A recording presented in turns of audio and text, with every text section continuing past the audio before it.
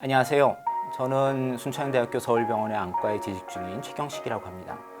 오늘 제가 드릴 말씀은 망막 색소 변성이라고 하는 질환을 다루게 되는데요. 시청자분들 중에 한 분이 이제 이 부분에 대해서 궁금증을 가지고 계셔서 제가 이 부분에 대해서 말씀을 드리는 그런 자리를 갖게 되었습니다. 그럼 오늘은 이 망막 색소 변성에 대해서 제가 아는 한 상세하게 설명을 드리도록 하겠습니다.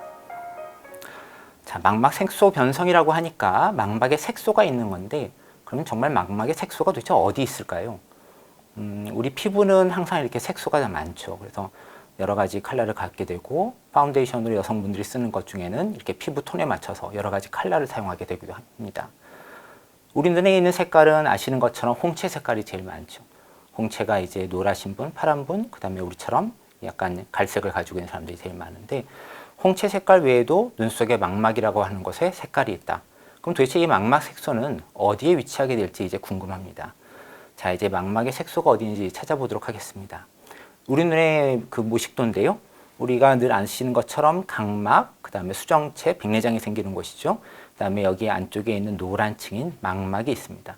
망막의 한가운데 황반이 있고 우리가 흔히 황반 변성이라고 하는 곳이 이제 생기는 그런 곳이 되겠습니다.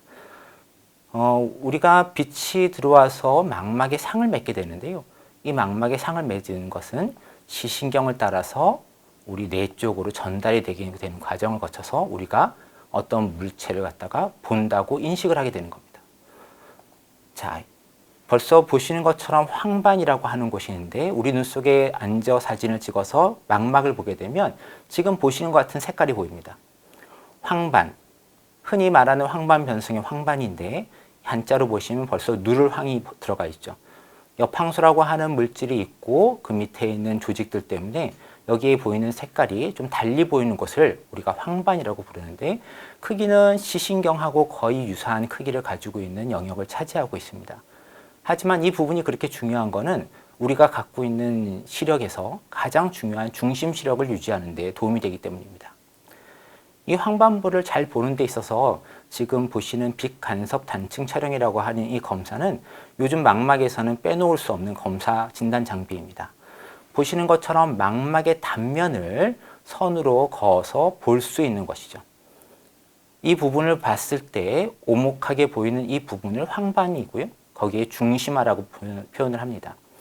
이제 오늘 다뤄야 되는 그 색소가 있고 문제가 되는 망막 색소 변성의 원인이 되는 곳은 어디냐면 여기 보시는 빨간 화살표로 되어 있는 그 두 경계 사이입니다.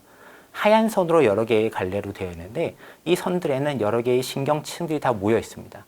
아주 주된 신경층인데 우리가 뭘 바라볼 때 필요한 시세포, 빛을 받아들이는 세포들이 모여 있는 곳입니다. 자, 그럼 이제 이 OCT라고 하는 빛 간섭 단층 촬영은 얼마나 정확하냐면 우리가 아래쪽에 있는 그림처럼 망막의 조직을 갖다가 단면으로 보는 그런 모식도입니다.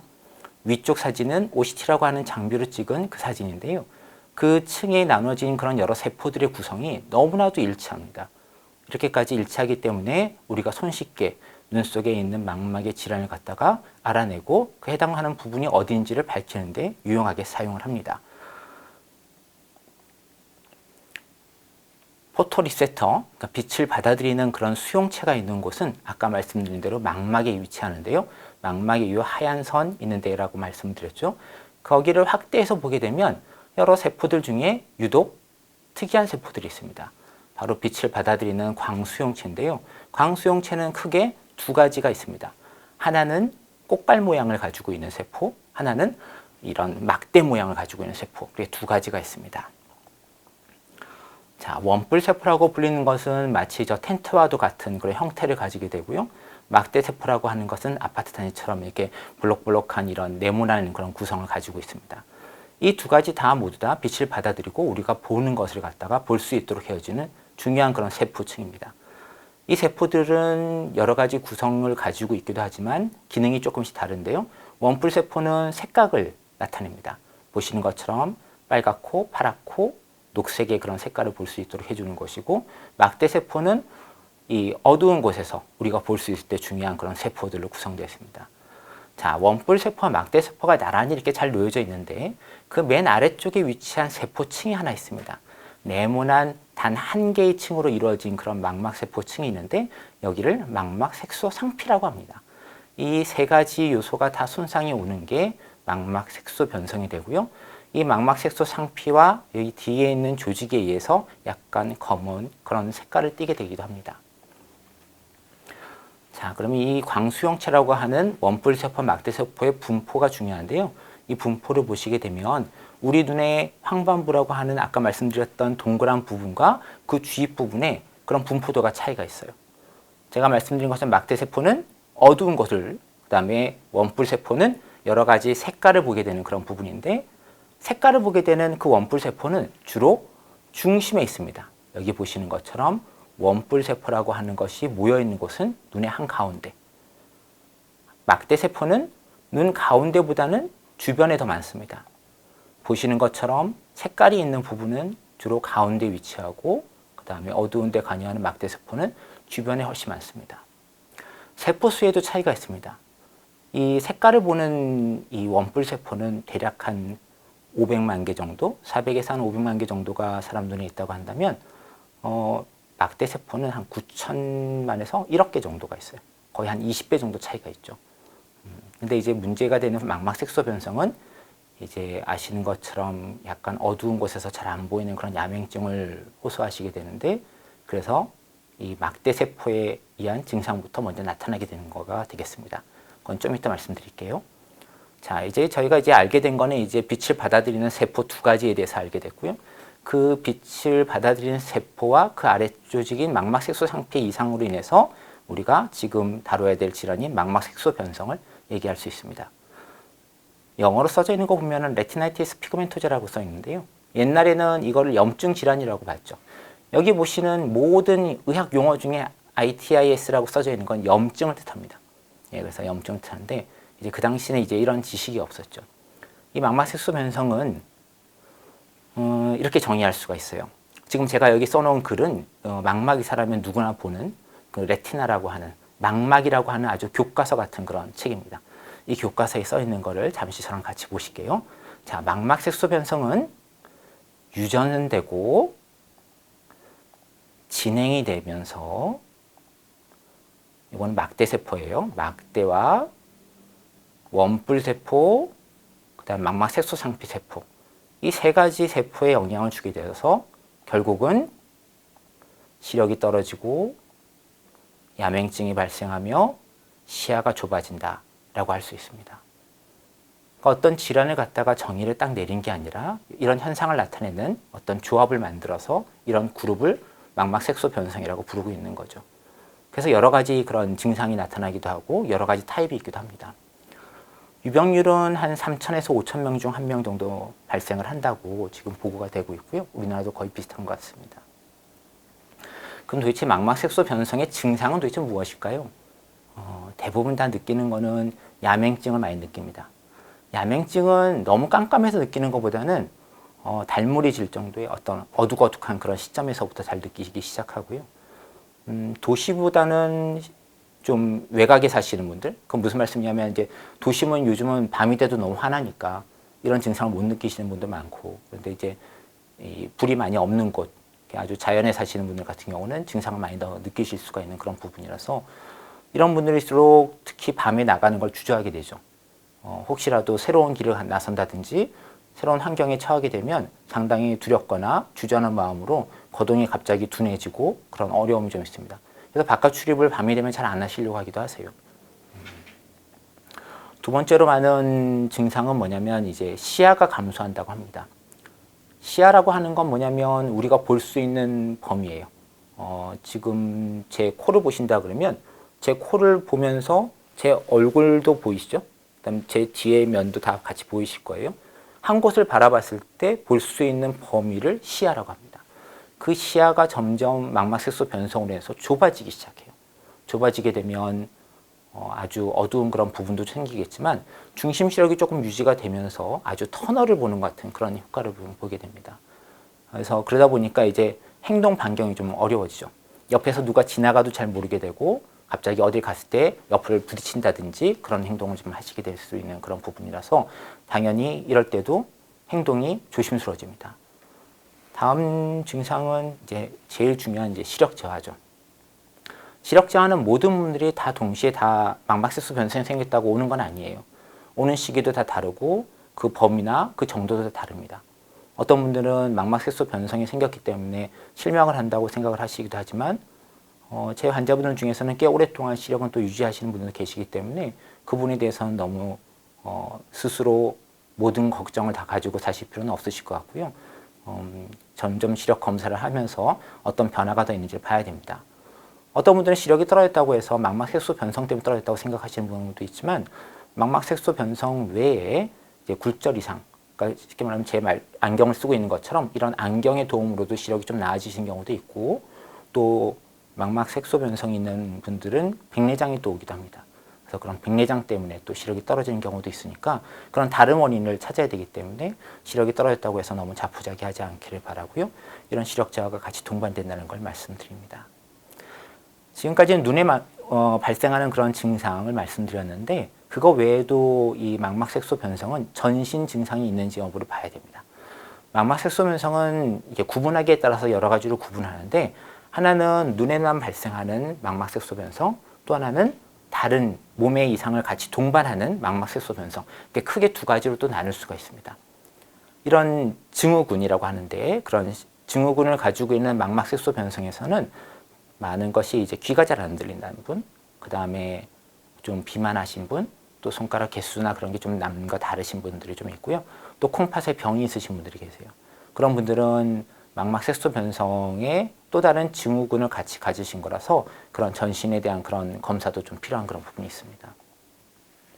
자, 그럼 이 망막색소 변성 어떻게 진단할까요? 진단하는데 여러분들이 지금까지 말씀 나눴던 증상 제일 중요하죠.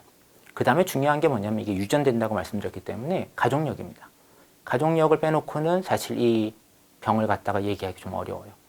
그리고 제가 시행하는 안과 검사 이렇게 있습니다. 자, 유전, 가족력을 봐야 되는데요. 우리가 안과 의사가 제일 힘든 게 뭐냐면 이런 가족력을 갖다가 환자분이 오셨을 때 말씀을 드려도 사실 알기가 되게 힘들어요. 지금 보시는 그림은 페디그리, 가계도라고 합니다. 가계도. 그러니까 누가 이제 이분이 이제 병에 걸렸으면 부모님은 어떻고 자녀는 어떻고 이런 식으로 적어도 3대에 걸쳐서의 가족력을 알아야 이 유전 질환을 그나마 좀 파악할 수 있는 그런 부분이 됩니다. 근데 이제 우리가 보통 눈이 불편하신 어르신들이 계셨냐고 여쭤보면 그냥 눈이 좀 잘 안 보였고 어려서부터 안경을 쓰셨으라고 하는 그런 분들이 되게 많아요.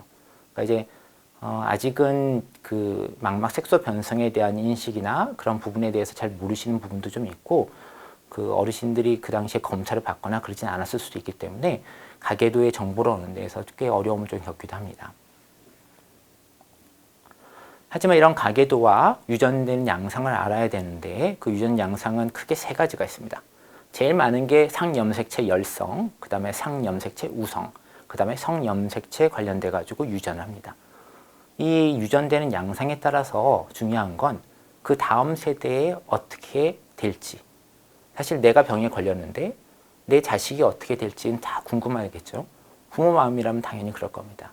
그런 상황에서 이런 유전 양상을 알지 못하면 그 다음 세대에 어떤 식으로 유전이 될지에 대해서 또 그 병이 또 내 자식한테 넘어갈지에 대해서 상당히 불안하실 거예요.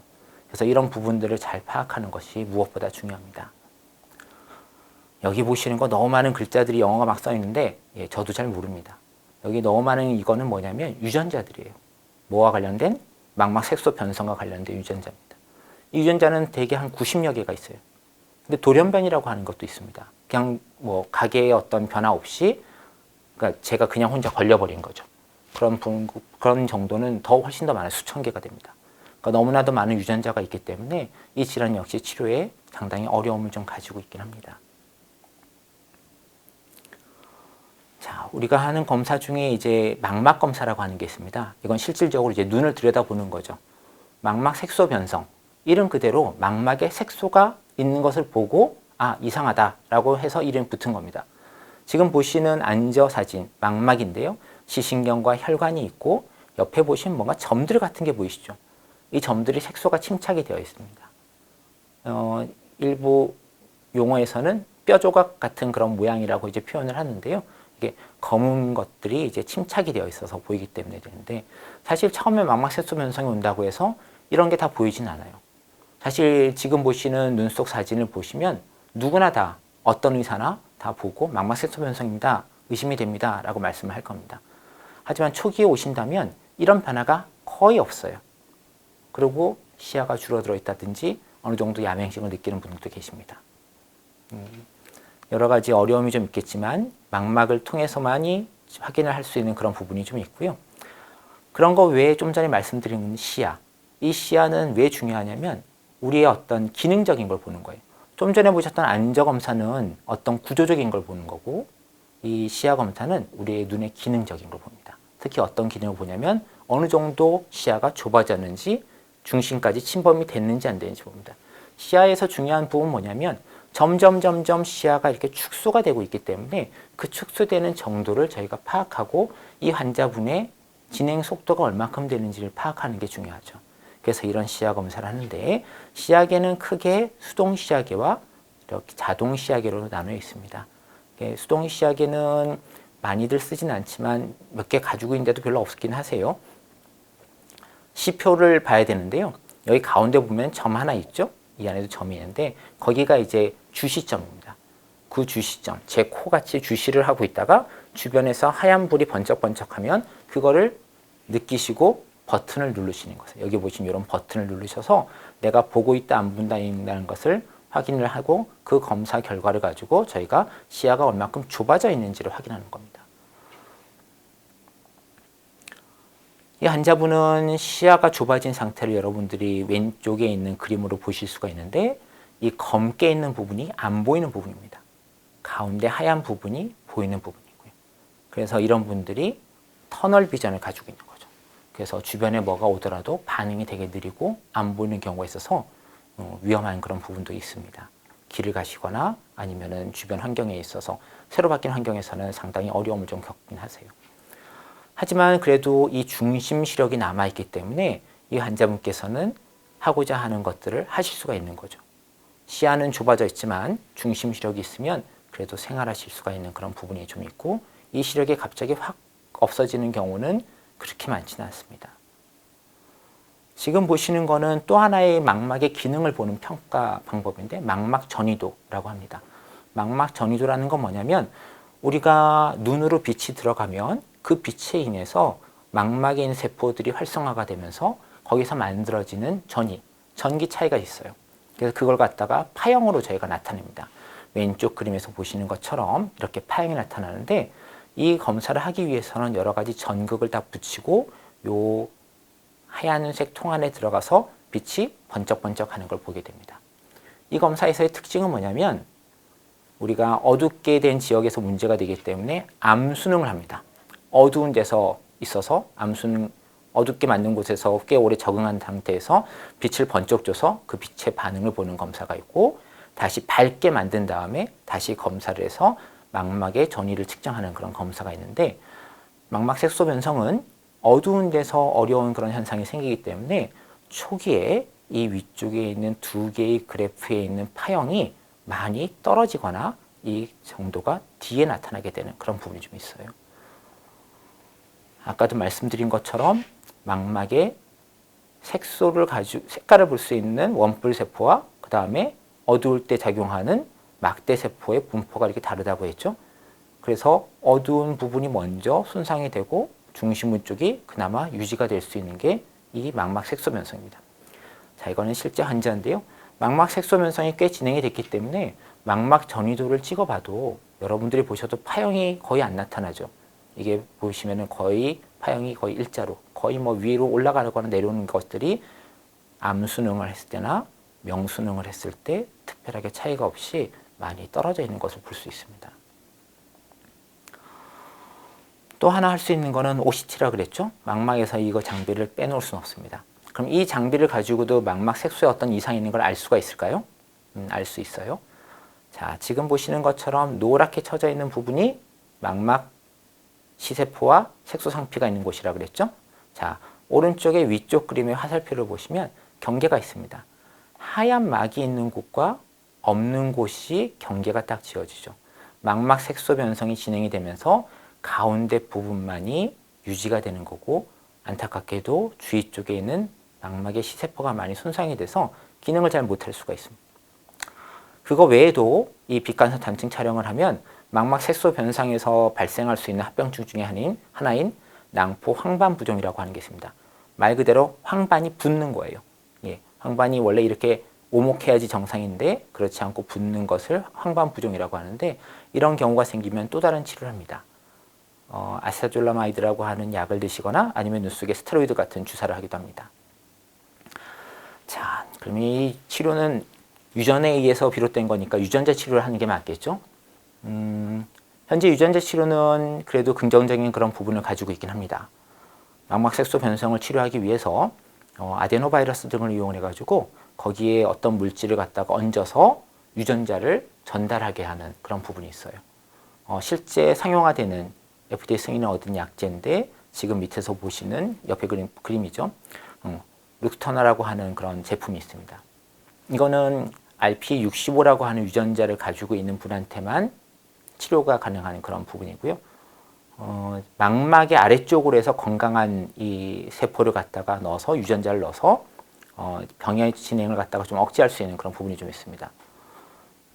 한 가지 안타까운 건 가능은 한데 가격이 너무나도 비싸서 거의 뭐 40에서 50만 달러 정도가 하니까 우리나라 돈으로 거의 한 5억 정도 하는 거죠. 양안에 하신다면 그 2배가 드는 거니까 상당히 그런 부분에서는 안타까움이 많습니다.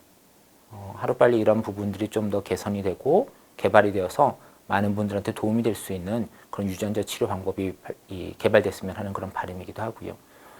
그 외 치료는 줄기세포, 그 다음에 신경성장인자라고 하는 게 있는데, 현재 여러 가지 시도를 하고 있긴 하지만 결과는 아직까지 크게 좋지는 않습니다. 결과가 좋지 않다는 건 망막 색소의 그런 부분의 구조적인 부분은 조금 더 강화가 되는 부분이 있었지만 시력이 더 좋아지거나 시야가 더 개선되는 그런 부분이 적었기 때문에 그런 말씀을 드리는 거고요. 하지만 앞으로 더 진행되는 과정에서 어느 정도 더 치료 효과를 가질 수 있을지도 모르겠습니다. 제가 보니까 이 비욘디에서 한번 배소연 교수님을 모시고 한번 인공망막에 대해서 한번 다뤘던 적이 있더라고요. 인공망막이라고 하는 거는 망막 색소 변성이 있는 환자분들한테 어느 정도 도움이 될 수 있지만, 이게 어느 정도 시력이 유지되시는 분들한테는 아직까지는 도움은 별로 안 됩니다. 정말 저명한 시력이 안 나오는, 실명이 되기 가까운 그런 분들한테는 이 알거스2라고 하는 위에 있는 이 부분이 여기 보시는 칩인데요. 이걸 망막에다 꽂아서 그 부분으로 볼 수 있는 범위를 갖다가 보는 건데, 이게 해상력이 좋은 건 아니어서 어느 정도 어디에 뭐가 있다는 정도를 갖다가 캐치를 합니다. 그러니까 당연히 컬러를 보는 건, 색깔을 보는 건 아니고 어떤 길을 갖다가 갑자기 찾아갈 수 있는 건 아니지만 바닥에 흰색과 검은색으로 대비감도를 많이 주게 되면 그 부분을 통해서 문이 어디에 있고 어느 쪽으로 갈 수 있다, 그런 것들을 다 알게 되죠. 이게 아무것도 아닌 것 같겠지만 사실 하나도 안 보이시는 분들이 이 부분으로 해서 내가 혼자서 거동할 수만 있다면 엄청나게 큰 그런 발전이라고 볼 수 있고, 그 환자분들한테는 상당히 큰 기쁨이라고도 할 수 있습니다. 지금 알거스2는 시판되진 않습니다. 지금 오리온이라고 하는 제품을 다시 만들고 있어서 그런데, 이 제품은 뭐냐면 지금의 이 망막에 넣었던 칩은 직접 눈으로 전달되는 게 아니라 이 옆에 있는 센서를 통해서 우리가 본 걸 눈 속에 전달하고 지신경을 통해서 가는데, 우리가 본 정보는 눈으로 정보가 들어가면 결국은 대뇌에 있는 피질이 보게 됩니다. 그 피질에 직접적인 자극을 하려고 하는 장비를 만들고 있어요. 그래서 이게 언제쯤 시판이 될지 모르겠지만 그래도 조금 더 기대를 해볼 수 있긴 하겠습니다. 여전히 비용은 좀 문제가 되는 건 사실이고요. 치료에 있어서 지금처럼 망막색소 변성을 직접적으로 치료하는 것도 있지만 그 외에 합병증이 발생했을 때 치료하는 것도 필요합니다. 말씀드렸던 백내장, 그 다음에 황반의 부종이 있으면 이것도 같이 치료를 해야지만 시력의 개선 효과를 가져오게 되고요. 아무것도 치료 방법이 없다 보니까 여러 가지 하시는 것 중에 하나가 이제 보조제를 많이 드십니다. 지금까지 증빙이 된 어떤 연구 결과로 나와서 도움이 된다고 하는 거는 지금 고용량의 비타민 A 15,000 인터내셔널 유니트를 갖다가 매일같이 복용하시는 건데, 비타민 A를 이렇게 과량으로 드시게 되면 합병증이 좀 생길 수가 있으세요. 특히 여성분들 같으시면 골다공증이나 그런 것들이 생길 수 있고 간에도 독성이 생길 수 있기 때문에 이런 고용량의 비타민 드실 때는 꼭 의사분들하고 꼭 상의를 하시고 드시는 것을 추천을 드립니다. 또 DHA라든지 요즘 황반변성으로 유명한 그 루테인 이런 것들이 시력이나 시야가 좁아지는 것을 조금 억제할 수 있었다라고 하는 보고가 있습니다. 그래서 이런 것들은 매일같이 드시는 것을 추천을 합니다. 그 다음에 또 해야 되는 게 이제 생활적인 그런 개선이죠. 습관 같은 것을 개선해야 되는 건데 빛이 자극이 되는 게 꼭 문제가 되지만은 않습니다. 하지만 너무 심한 자극이 있거나 야외에서 활동했을 때 눈부심이 너무 심하다면 선글라스 같은 그런 자외선 차단을 하는 것이 도움이 될 수가 있고요. 또 근거리나 그런 데 볼 때 되게 어려움을 겪는 분들이 꽤 있으세요. 그럴 때는 저시력기구라고 하는 게 쉽게 말하면 이 돋보기 같은 거죠. 글자를 좀 더 키워서 하는 거. 그런 것들을 보시면 훨씬 더 도움이 되기 때문에 그런 것들을 잘 활용하신다면 책도 충분히 읽으실 수 있으십니다. 또 여러 가지 식습관 개선은 늘 나오는 그런 얘기이기도 합니다. 이런 여러 가지를 통해서 치료를 하시고 내 눈을 이제 보호하고 관리를 해야 되는데 그거 외에 해야 되는 게 중요한 게 있죠. 바로 유전 상담입니다. 유전이 어떻게 되는지를 알아야 다음 세대로 어떻게 넘어갈지도 알고 그 부분에 있어서 내가 자녀를 가질지 말지도 걱정이 되시는 그런 분들도 있을 거예요. 그런 부분을 해결하기 위해서는 유전자 검사를 해야 됩니다. 물론 가계도를 가지고도 추정은 하지만 유전자 검사를 통해서야지 꼭 그 해당하는 유전자를 밝힐 수가 있고 그 유전자 조합을 봤을 때 어떤 식으로 그 자녀를 낳았을 때 문제가 된다 안 된다를 조금이나 더 파악할 수가 있죠. 아까 말씀드린 것처럼 상염색체 열성이 제일 많다고 그랬잖아요. 그거는 엄마한테서도 아빠한테서도 병인이 있는 보인이 된 그 유전자를 다 같이 다 받아야지만 발생을 해요. 그러니까 이제 그렇게 되면 한 25%에서 발생을 하는 거겠죠. 하지만 거꾸로 한 명은 보인자고 한 명 건강하다면 발생할 확률이 되게 낮은 거예요. 그렇기 때문에 그런 부분을 잘 알려면 유전자 검사를 통해서 합니다. 아무래도 망막색소 변성이라고 하는 질환 자체는 희귀 난치성 질환이라고 이제 분류가 되어 있거든요. 그래서 도움이 되는 거는 아무래도 그런 환자 지원 사업이나 그런 것들을 좀 받게 되기도 합니다. 그리고 또 여러 가지 도움이 될 수 있는 게 한계가 있긴 하지만 그래도 지금으로서는 망막변성협회라고 하는 데도 있고 또 한우회라고 하는 곳도 있어서 여러분들이 가지고 계시는 질병으로 너무 혼자서만 끙끙 앓고 계시지 마시고 사실 이렇게 망막색소 변성이라고 하는 좀 낯선 그런 질환을 내가 갖게 되었다고 느끼신다면 많이 불안하시고 상당히 힘든 그런 여정을 갖게 될 거라고 생각을 합니다. 찾아보면 안 좋은 쪽 얘기들도 많고 여러 가지 얘기도 많은데 치료 방법도 딱히 없다고 하는데 모든 분들이 다 똑같은 과정을 다 겪는 건 아니고 이 과정 내에서도 내가 어떻게 살아가야 될지를 정할 때 있어서 혼자만 생각하지 마시고 이런 다른 이미 그 병을 앓고 계신 분들 아니면 저희같이 그 병에 대해서 어느 정도 이해가 있는 사람들하고 같이 협력하시면 조금이라도 나은 세상을 보실 수가 있지 않을까 생각을 합니다. 자, 이 시간에는 제가 망막색소 변성에 대해서 짧은 시간이지만 여러 가지 다뤘는데요.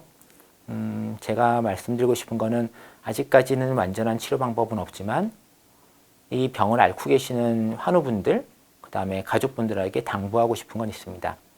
병을 갖고 있지만 그걸로 인해서 어떤 즐거움을 포기하지는 않았으면 좋겠어요. 그래서 여러 가지 힘든 면은 있지만 좀 더 해보려고 노력하시고 그렇게 하시면 됩니다. 또 이런 병을 알게 되시는 이 비욘디 TV를 보시는 여러 시청자분들도 이런 분들이 계셨을 때 좀 도움이 될 수 있는 그냥 가볍게 손을 내주거나 아니면은 잡아줄 수 있는 그런 분들이 됐으면 좋겠고요. 근데 한 가지 주의하실 거는 시각이 장애가 있으신 분들한테 다가가서 도와주시려고 옆에서 바로 딱 잡는 건 별로 좋지는 않으세요. 그분들이 놀래기도 하고 그분들 스스로 그 과정을 헤쳐나가는 그런 과정이기도 하거든요. 그래서 꼭 그런 게 도움이 좀 필요할 것 같다고 옆에서 보이시면 잠시 동안 지켜보시고 그분한테 도움이 되시고자 한다면 가셔서 먼저 물어보십니다. 내가 도와드릴까요? 어떻게 도와드릴까요? 물어보시고 그분이 그 도움에 응하시면 그때 도와주시는 것이 가장 좋겠습니다. 어쨌든 조금이나마 밝은 미래를 갖고 망막색소 변성이 치유될 수 있는 그날을 꿈꾸면서 오늘 이 강의를 마치도록 하겠습니다. 감사합니다.